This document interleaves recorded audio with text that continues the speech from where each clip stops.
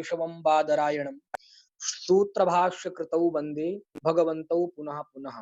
शरदिन्दु सुन्दर रुचिः चेतसि सामे गिरां देवी अपहृत्य तमः संततम् अखिलान अर्थान प्रकाशयतु। थोड़ा सा केवल थोड़ा इन्होंने थोड़ा घुमा दिया है और कुछ नहीं है। इनका कहने का मतलब यही है कि गुणवत्व जो है, जो गुणयुक्तता की बात कह रहे हैं कि आप काव्य जो है वह होना चाहिए, दोष रहित होना चाहिए, गुण से युक्त होना चाहिए। तो यही कहने का मतलब कि जो गुणवत्ता है वह गुणवत्ता तो अन्यथा अनुपपत्या है। अन्यथा माने किसी अन्य प्रकार से उसकी उत्पत्ति नहीं हो सकती है।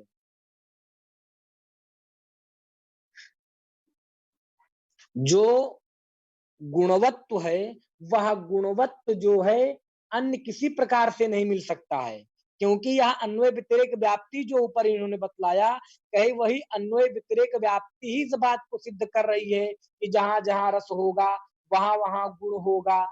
तो अगर हम रस यह दे दें तो गुण कहने की आवश्यकता ही नहीं है, क्योंकि गुण का आक्षेप तो अन्वय और व्यतिरेक व्याप्ति से ही हो जाएगा ना। क्योंकि अन्वय व्यतिरेक व्याप्ति क्या कह रही है कि जहां जहां रस होता है वहां वहां गुण होता, ऐसा अन्वय व्याप्ति है। और जहां रस का अभाव होता है वहां गुण का भी अभाव होता है। तो जो यह अन्वय गुण और रस और गुण में जो अन्वय और व्यतिरेक व्याप्ति जो है, यह अन्वय व्यतिरेक व्याप्ति ही इस बात को द्योतित कर रही है कि जहां रस होगा वहां गुण होगा। तो आप गुण को क्यों कह रहे हैं? आप सरसौ कहिए कि सरसौ शब्दार्थौ काव्यम या रसवंतौ शब्दार्थौ काव्यम। आप ऐसा दीजिए ना, सगुणों कहने की क्या जरूरत है? जब रस होगा तो गुण तो अपने आप आ जाएगा, क्योंकि नियम है कि जहां जहां रस होते हैं वहां वहां गुण होता है, और जहां जहां रस नहीं होते वहां वहां गुण नहीं होता है। तो आप गुण क्यों कह रहे हैं? क्योंकि रस सत्वे गुण सत्वम, रस होने पर गुण होता है। रसाभावे गुणा भाव, रस के अभाव में गुण का अभाव होता है। तो जब रस के होने पर ही गुण होता है, रस के ना होने पर गुण नहीं होता है, तो आप रस को कहिए ना। अगर आप रस को यहाँ कहेंगे तो गुण तो अपने आप आ जाएगा, क्योंकि नियम है कि रस होता है, जहां जहां रस होता है वहां वहां गुण होता है। बस इतना ही कहने का भाव इनका यही है। वही कहने हैं कि गुणवत्व की अन्यथा माने अन्य किसी प्रकार से अनुपपत्ति अनुपपत्ति है। एतत् इसलिए यह लभ्यते माने यह प्राप्त होता है क्या? रसवंतौ, रसवंतौ इति विशेषणम लभ्यते। रसवंतौ यह विशेषण देना चाहिए था, यह प्राप्त हो रहा है। तो वही चीज ये फिर समझिए, थोड़ा एक बार और समझिए इसको। कह रहे हैं कि गुणवत्व की जब उन्होंने जो ऊपर कहा, इस पंक्ति को अगर सही समझ लेंगे तो आ जाएगा। ये पंक्ति जो इन्होंने ये कहा कि अस्ति चेत रसवंतौ कथम न उक्तम, यह विशेषण आपने क्यों नहीं कहा? यदि रस है आपके शब्द और अर्थ में तो आपने ये क्यों नहीं कहा कि रसवंतौ तदोषौ शब्दार्थौ रसवंतौ अनल अनलंकृति पुनः क्वापी, ऐसा लक्षण क्यों नहीं कर रहे हैं आप? तो वही पूर्व पक्षी कह रहा है कि आप रसवंतों की कहने की क्या जरूरत है, जब रस और गुण में अन्वय व्यतिरेक व्याप्ति ही है और एक अविनाभाव संबंध है दोनों में। अर्थात जैसे अविनाभाव संबंध बताया मैंने कि जाति कहेंगे तो जाति और व्यक्ति में अविनाभाव संबंध है, अर्थात जाति बिना व्यक्ति के नहीं रह सकती है। तो उसी प्रकार गुण जो है एकमात्र रस में रहने वाले हैं, तो रस के अभाव में गुण तो रह ही नहीं सकते हैं। रस और गुण में तो अविनाभाव संबंध भी है। अविनाभाव संबंध से हम गुण को कहेंगे तो रस का स्वतः ग्रहण हो जाएगा। तो सर इस प्रकार हाँ, मतलब अवयव और अवयवी वाला जो संबंध होता है। नहीं नहीं वो अलग हो गया, वो समवाय संबंध हो गया। अवयव और अवयवी का जो एक संबंध हाँ, है अवयवी। वो समवाय संबंध में है। उस लगभग यहाँ घट रहा है, वैसे भी आप ऐसा मान सकते हैं कि यहाँ अवयव अवयवी न मानिए, गुण गुणी मानिए या जाति व्यक्ति मानिए, गुण गुणी भी नहीं मान सकते हैं। जो समवाय संबंध 5 प्रकार में होते हैं ना, गुण गुणी में होते हैं, क्रिया क्रियावान में होते हैं, जाति व्यक्ति में होते हैं, विशेष द्रव्य में होते हैं, अवयव और अवयवी में होते हैं। तो वहाँ 5 स्थल बताए गए हैं तर्क संग्रह इत्यादि में। तो यहाँ अवयव अवयवी तो नहीं है, गुण गुणी भी नहीं है, या गुण गुणी मान लिए तो गुण गुणी मान सकते हैं तो रस गुणी हो गए, और गुण जो है माधुर्यादि हो गए। या जाति व्यक्ति की जो मैं कल्पना कर रहा हूँ या कह रहा हूँ, वह जाति व्यक्ति में समवाय संबंध तो होता है कि जाति जो है वह व्यक्ति में समवाय संबंध से रहती है। जाति और व्यक्ति का जो संबंध होता है वह समवाय संबंध होता है। माने समवाय संबंध क्या होता है कि ययोर्द्वयोः मध्ये एकम अविनश्यद अवस्थाम अपराश्रितम एव अवतिष्ठते तौ अयुत सिद्धौ। माने जिन दो पदार्थों में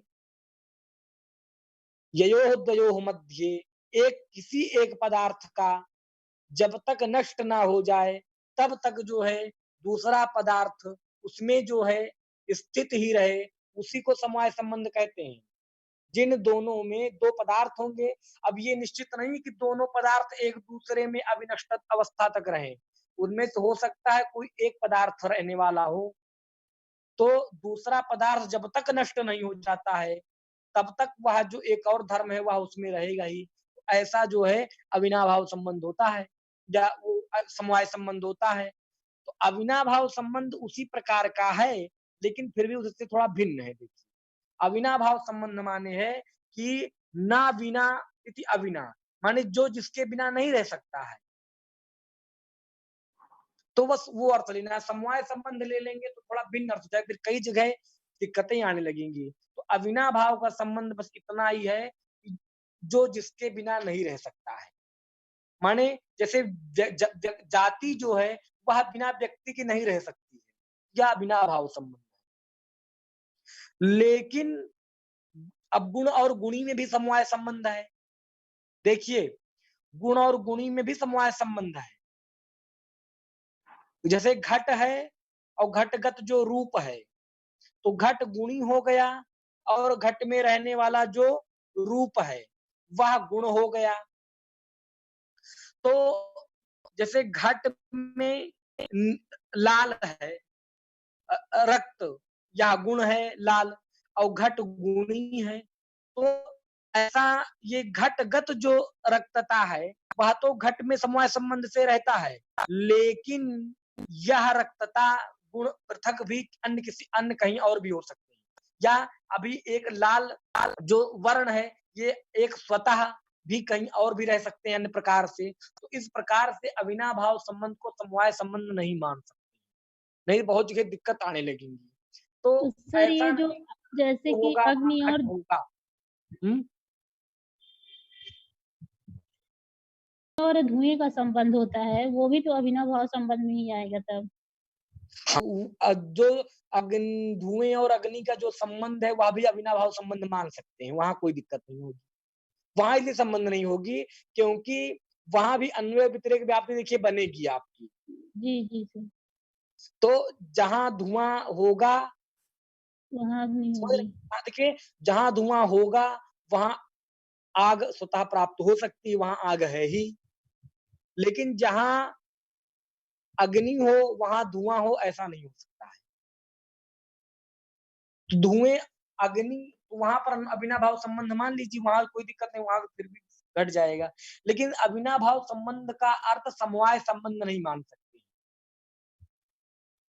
क्योंकि समवाय संबंध से मान लेंगे यदि, तब जहां अग्नि रहे वहां भी होना चाहिए फिर तो धुआं। लेकिन जहां आग होती है वहां धुआं नहीं होता है, यह देखा जाता है। जैसे एक तपा हुआ लोहे का गोला यदि रख दिया जाए तो वहां कोई धुआं नहीं रहे। धुआं कब होता है? जब उसमें कोई ईंधन का संयोग लगता है, वो भी गीले गीले ईंधन का संयोग जब लगाते हैं तो वहां पर जो है वह धुआं उद्भूत होता है। तो इस प्रकार से अविनाभाव संबंध का अर्थ इतना ही कर सकते हैं कि जो जिसके बिना नहीं रह सकता है। जैसे जाति व्यक्ति के बिना नहीं रह सकती है। आप जो गाय के अंदर रहने वाली जो गोत्र जाति है, उस गोत्र जाति को आप गाय से अतिरिक्त स्थल पर नहीं रख सकते निकाल कर। वह गोत्र जाति गौ में ही रहती है। तो जाति और व्यक्ति में समवाय संबंध भी होता है, लेकिन अविनाभाव संबंध को समवाय संबंध नहीं कह सकते हैं। ऐसा समवाय संबंध कहेंगे, जाति और व्यक्ति के उदाहरण तो घट जाएगा, लेकिन और बहुत सारे ऐसे उदाहरण आएंगे जहां पर नहीं घटेगा। जैसे धुएं में देख लीजिए, यहाँ अविनाभाव संबंध है, लेकिन यहाँ समवाय संबंध तो नहीं है।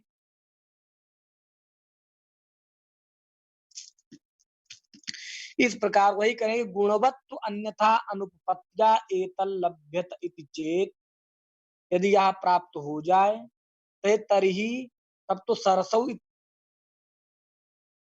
तो उनको सरसौ ही कहना चाहिए, सरसवंतों के स्थान पर सरसौ कह लेते, कहे न सगुणो इति, लेकिन सगुणो तो कहना उचित नहीं है। अब वही के एक दृष्टांत दे रहे हैं कि न ही प्राणिमंता देशाः इति वक्तव्ये साहित्य के बाद शौर्यादिमंता काव्यशास्त्र देशाः अथवा उसे इति ही साहित्य केनापि शास्त्र की संज्ञा भी उच्यन्ते, है। केनापि उच्यते। अब देखिए, इनका कहने का मतलब ये है कि विद्या कह देश जो होता है वह क्या होता है, प्राणियों से युक्त होता है। प्राणिमंता देशा इति वक्तव्ये, अर्थात यह देश क्या है, प्राणिमान है, प्राणियों से युक्त है, ऐसा ये कोई कहना चाह रहा है। इति वक्तव्ये, इति माने ऐसा, वक्तव्य माने जो कहना चाह रहा है कि प्राणिमंता देशा, कि यह देश जो है क्या है, प्राणिमान है, माने प्राणियों से युक्त है। इति वक्तव्ये, ऐसा यदि कहना चाह रहा हो तो वह यहाँ शौर्यादिमंता देशाः इति न केनापि उच्यते, वह यहाँ नहीं कहता कि यह देश क्या है, शौर्यादिमान है, माने शौर्यादि गुण से युक्त है, शौर्यादि से युक्त यह देश है, ऐसा कोई उच्चारण नहीं करता है। अपितु जो शौर्यादि सौगुण है वह देश में नहीं रह सकते। शौर्यादि जो गुण है वो प्राणी में ही रह सकते हैं, क्योंकि प्राणी के ही धर्म है शौर्यादि। प्राणी में आत्मा, उस आत्मा के ये शौर्यादि गुण हैं, आत्मा में रहने वाले हैं। वह आत्मा प्राणियों में ही होती, व्यक्ति में ही होती है, देश में तो आत्मा होती नहीं। वही कह रहे हैं कि प्राणिमंता देशाः इति वक्तव्ये, अर्थात प्राणिमान या प्राणियों से युक्त यह देश है, ऐसा कहने योग्य होने पर भी यह नहीं कहता कोई कि शौर्यादि से युक्त देश है,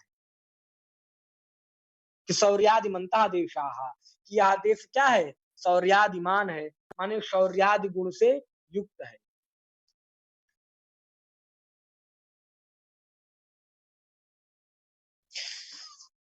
इस प्रकार से ननु शब्दार्थौ सगुणौ इत्यनेन गुणाभिव्यंजकौ शब्दार्थौ काव्ये प्रयोज्यौ इति अभिप्राय इति चेत न। अब यहाँ से ननु से एक शंका और कर रहे हैं, नहीं प्राणिमंतो देशा की बात समझ में आई कि नहीं आई सबको?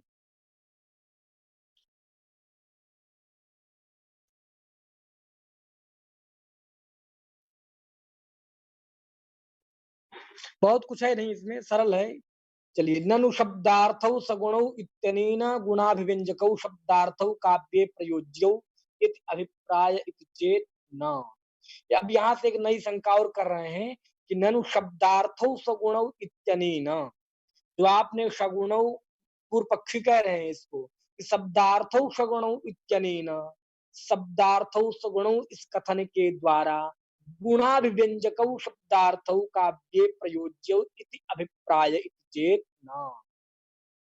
कह रहे हैं पूर्व पक्षी की शब्दार्थों सगुणों जो हम कह रहे हैं, उस शब्दार्थों सगुणों के द्वारा यह हम कहना चाहते हैं कि जो गुण के अभिव्यंजक जो शब्द और अर्थ है, गुण के अभिव्यंजक माने गुण की अभिव्यक्ति कराने वाले, गुण की अभिव्यक्ति कराने वाले जो शब्द और अर्थ हैं, वो ऐसे ही शब्द और अर्थ काव्य में प्रयोज्य माने प्रयोग करना चाहिए। शब्दार्थौ काव्ये शब्दार्थौ प्रयोज्य, काव्य में शब्द और अर्थ का प्रयोग करना चाहिए। अब वह कैसे शब्द और अर्थ का प्रयोग करना चाहिए, तो कह रहे हैं कि गुणाभिव्यंजकौ शब्दार्थ, गुण की अभिव्यक्ति कराने वाले जो शब्द और अर्थ हैं, ऐसे शब्द और अर्थ का काव्य में प्रयोग करना चाहिए। इति अभिप्राय इति चेत, ऐसा यदि अभिप्राय हो पूर्व पक्षियों का तो कहे न, यह भी ठीक नहीं है।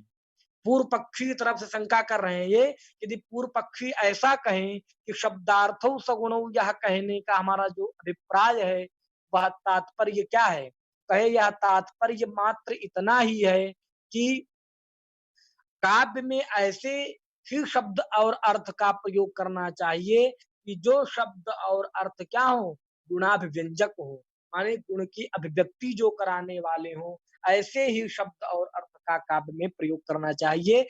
यह अभिप्राय है हमारा शब्दार्थों सगुणों कहने। कहे ऐसा भी नहीं कहना चाहिए, इतिचेत यदि ऐसा कहते हैं तो न, अर्थात यह भी ठीक नहीं है, क्योंकि गुणाभिव्यंजक शब्दार्थवत् त्वस्यापि काव्ये उत्कर्षमात्राधायकत्वं न तो स्वरूपाधायकत्वम्।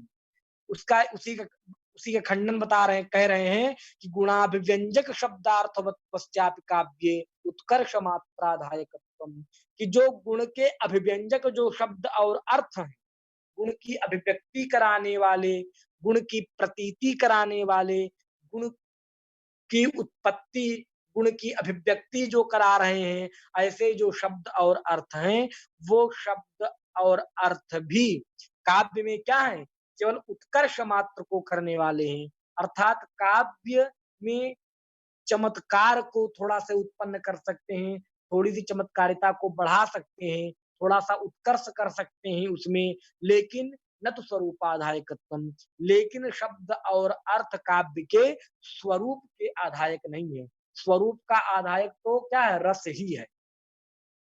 इसीलिए आचार्य विश्वनाथ ने आगे कहा है कि उत्कर्ष हेतवः प्रोक्ताः गुणालंकार रीतयः। गुण, अलंकार और रीति, रीति इत्यादि जो हैं वो क्या है? काव्य के उत्कर्ष के हेतु हैं। उत्कर्ष हेतवः प्रोक्ताः, काव्य के उत्कर्ष के कारण हेतु हैं। इसलिए जो है गुणालंकार रीतयः प्रोक्ताः, गुण, अलंकार और रीति इत्यादि कहे गए हैं काव्य। और आचार्य मम्मट भट्ट ने भी कहा है, उनकी भी एक पंक्ति उन्होंने अष्टम उल्लास में कहा है कि उत्कर्ष हेतवस्ते स्युः अचल स्थितयो गुणाः। ये जो गुण हैं, ये अचल स्थिति है इनकी रस के साथ। और ये क्या है, कहे उत्कर्ष हेतवः स्युः, उत्कर्ष हेतवस्ते स्युः, ते गुणाः, वे गुण जो है क्या है, गुण, अलंकार इत्यादि जो हैं वो मात्र काव्य के उत्कर्ष के हेतु हैं, ऐसा आचार्य मम्मट भट्ट भी मान रहे हैं। तो यही इन्होंने कहा कि गुणाभिव्यंजक शब्दार्थवत्वस्यापि काव्ये उत्कर्ष मात्राधायकत्वम न तो स्वरूपाधायकत्वम। अर्थात गुण के अभिव्यंजक जो शब्द और अर्थ हैं वो काव्य में केवल क्या करते हैं, उत्कर्ष मात्र का आधान करते हैं, उत्कर्षता को ही केवल बढ़ाने वाले होते हैं, लेकिन उसके स्वरूप के आधायक नहीं होते हैं। और कहे उक्तम ही, और कहा भी गया है। यहाँ से क्वेश्चन बहुत बनते हैं, इसको आप लोग एकदम से देख लीजिएगा, यहाँ से क्वेश्चन बनते हैं। उक्तम ही कहा गया है क्या, कि काव्यस्य शब्दार्थौ शरीरम, काव्य शब्द और अर्थ जो हैं वो क्या है, काव्य के शरीर हैं। शब्द और अर्थ काव्य के शरीर हैं। शब्दार्थौ काव्यस्य शरीरम, शब्द और अर्थ काव्य के शरीर हैं। और कहे रसादिश्च आत्मा, और जो रस आदि है माने श्रृंगार आदि जो रस है, ये श्रृंगार आदि रस जो है क्या है, आत्मा है काव्य की। भाई शरीर होगा तो शरीर में आत्मा होगी, तभी तो शरीर चेतनता रहेगी शरीर में। तो काव्य शब्द और अर्थ काव्य के शरीर है, और रसादिष्ट आत्मा, और उस काव्य रूपी जो शरीर है, उस काव्य रूपी शरीर की आत्मा क्या है, रस है, रसादिष्ट आत्मा। बोले गुणाः शौर्यादिवत, और जो गुण है माधुर्य, ओज, प्रसाद इत्यादि, ये शौर्यादि के समान। जिस प्रकार लोक में एक व्यक्ति में स्थित जो आत्मा है, उस आत्मा में शौर्यादि गुण देखे जाते हैं, शूरता, वीरता इत्यादि, उसी प्रकार से शूरता, वीरता इत्यादि गुण के समान ही इस काव्य रूपी जो शरीर है, शब्द और अर्थ इसका, इस इसकी जो आत्मा रस है, उस आत्मा में रहने वाला जो माधुर्यादि गुण है, वह शौर्यादि के समान है। तो गुणाः शौर्यादिवत्। अदोषाः, दोष क्या है? कहे काणत्वादिवत्। काणत्व, जैसे लोक में जो शरीर है मनुष्य का, उस शरीर की जो आँख इत्यादि जो अवयव हैं, उन आँख इत्यादि अवयवों में यदि काणत्व दोष आ जाए, तो वह क्या करते हैं? उस व्यक्ति की शोभा को नष्ट करने वाले होते हैं। लेकिन देखिए, आँख काणी हो जाए तो मनुष्य मनुष्य ही रहता है। मनुष्य जो है पशु नहीं बन जाता है। तो स्वरूप में तो मनुष्य ही रहेगा, लेकिन थोड़ी सुंदरता में, उत्कर्षता में थोड़ा न्यूनता आ जाती है। जैसे एक व्याकरण में न्याय है, क्या कहे वो कि एक देश विकृतम न अनन्यवत। ये एक देश विकृत हो जाए किसी का, तो वह अनन्य माने अन्य नहीं हो जाता। वह जो है वही रहता है। अगर कुत्ते की पूँछ कट जाए, कुत्ता कुत्ता ही रहेगा। ऐसा नहीं कुत्ता जो है और कुछ और मतलब कुत्ते से अतिरिक्त कुछ हो जाए। तो वैसे ही काणत्व भी जो है ये सब क्या है? ये केवल दोष हैं। और दोष जो है वो क्या है? वो केवल काव्य में थोड़ी-सी न्यूनता ला सकते हैं, लेकिन काव्य के काव्यत्व को नष्ट नहीं कर सकते हैं। यही देखिए, यही उक्ति यह आचार्य मम्मट भट्ट में भी थोड़ा घटित होती है, जो उन्होंने अदोषोपद दिया है। वहाँ अदोषोपद का यह अर्थ नहीं लेना चाहिए कि दोष से रहित हो, अगर दोष होगा तो काव्य ही नहीं होगा। क्योंकि दोष क्या होते हैं? दोषाः काणत्वादिवत् होते हैं। दोष काणत्वादि के समान होते हैं। जैसे सामान्य लोक में देखते हैं, यदि व्यक्ति काना होता है तो वह मनुष्य ही रहता है। मनुष्यता उसकी नष्ट नहीं हो जाती है। हाँ, थोड़ी-सी उसकी शोभा ज़रूर खराब हो जाती है। ऐसे ही काव्य में यदि दोष आ जाए, तो वह दोष काव्य को नहीं नष्ट कर सकता है। हाँ, थोड़ी-सी उसकी न्यूनता कर देगा। हो सकता है जितना रस मिलना चाहिए, तो उतना रस सहृदयों को नहीं होगा। तो कहे दोष जो है वह काणत्वादि के समान है। और रीति क्या है? कहे अवयव संस्थान विशेषवत। जो रीति है वैदर्भी, गौड़ी, पांचाली, लाटी इत्यादि जो रीतियां हैं, ये रीतियां अवयव संस्थान है। अवयव माने जैसे हमारे शरीर में हाथ अलग है, पैर अलग है, नाक, मुख, कान इत्यादि नाना प्रकार के अवयव होते हैं। इन अवयवों से नाना प्रकार का अवयव युक्त से अवयवी का बुध होता है। ऐसे ही काव्य में जो ये वैदर्भी, गौड़ी, पांचाली इत्यादि जो रीतियां रहती हैं, ये अवयव के समान है। अर्थात ये काव्य की अवयव है। ना तो ये काव्य की आत्मा है, ना काव्य के गुण है। ये क्या है? ये काव्य के अवयव हैं। अर्थात जैसे हाथ पैर इत्यादि अवयव होते हैं, वैसे रीतियां भी अवयव हैं। अलंकाराः क्या है? कहे अलंकार कटक कुंडलादिवत। अलंकार जो है वो कटक कुंडल इत्यादि के समान है। जैसे कटक कुंडल इत्यादि जो है शरीर की शोभा बढ़ाते हैं। शरीर है, शरीर में यदि आदमी कटक कुंडल इत्यादि पहन लेता है, तो उसकी शोभा और बढ़ जाती है। वही कह रहे हैं कि अलंकार जो है क्या है? कटक कुंडल आदि के समान है। और ये कटक कुंडल इत्यादि भी जो है शरीर की शोभा नहीं बढ़ाते हैं सामान्य। शरीर की शोभा तो बढ़ाते ही हैं, लेकिन आत्मा की शोभा बढ़ाते हैं। हम कभी-कभी जब खूब अच्छे से सजते हैं, शीशा के सामने खड़े होते हैं, तब वहाँ बहुत प्रसन्नता होती है। और वह प्रसन्नता कहाँ होती है? आत्मा में होती है। और हम बहुत प्रसन्न हो जाते हैं कि हम बहुत सुंदर लग रहे हैं। या हम कभी कोई नया कुंडल इत्यादि पहनते हैं तो बार-बार शीशे में देखते हैं। तो उसको शीशे में देख करके हमारे आत्मा में आनंद उत्पन्न होता है। तो जो अलंकार हैं, अनुप्रास, उपमा इत्यादि, वो अलंकार क्या है? कहे कटक कुंडल इत्यादि के समान है। जैसे कटक कुंडल इत्यादि होते हैं, स्वर्णाभूषण जो होते हैं, वो शरीर की शोभा को बढ़ाते हैं। उसी प्रकार से ये अलंकार भी क्या है? काव्य का जो शरीर है, शब्द और अर्थ, उनकी शोभा को बढ़ाते हैं। क्यों? इसी प्रकार इसी दृष्टि से अलंकार 2 प्रकार के हैं, शब्दालंकार और अर्थालंकार। शब्दगत शोभा बढ़ाने वाले शब्दालंकार और अर्थगत शोभा बढ़ाने वाले अर्थालंकार। इति एतेन अनलंकृति पुनः क्वापि इति यद उक्तम तदपि परास्तम। कहे इसी के द्वारा जो आचार्य मम्मट भट्ट ने ये कहा है कि अनलंकृति पुनः क्वापि, वह भी मत उनका सही नहीं है। क्योंकि अलंकार क्या है? अलंकार कटक कुंडल के समान है। जिस प्रकार कटक कुंडल क्या करते हैं? एक शरीर में पहने जाते हैं, कटक कुंडल इत्यादि, और वो शरीरगत शोभा को बढ़ाते हैं। ऐसे ही अलंकार भी जो है काव्य का स्वरूपाधायक नहीं हो सकता है, मात्र क्या है, उत्कर्ष को करने वाला है। इस प्रकार से यह अनलंकृति पुनः काव्य जो इन्होंने कहा है, यह भी ठीक नहीं है। यह मत भी इसी से खंडित हो जाता है।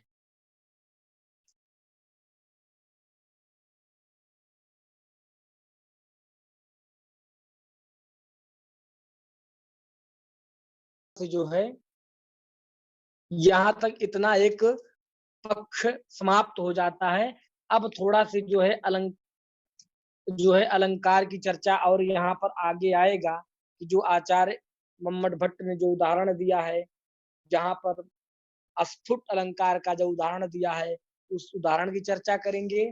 और वक्रोक्ति काव्य जो है, अर्थात आचार्य कुंतक का जो वक्रोक्ति काव्य जीवितम है, इसका भी खंडन करेंगे। इस खंडन की चर्चा हम लोग कल करेंगे।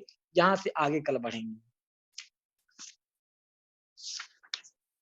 यहाँ तक में किसी कोई प्रतिपत्ति हो या किसी को न समझ में आया हो तो उतने में चर्चा कर सकते हैं अभी।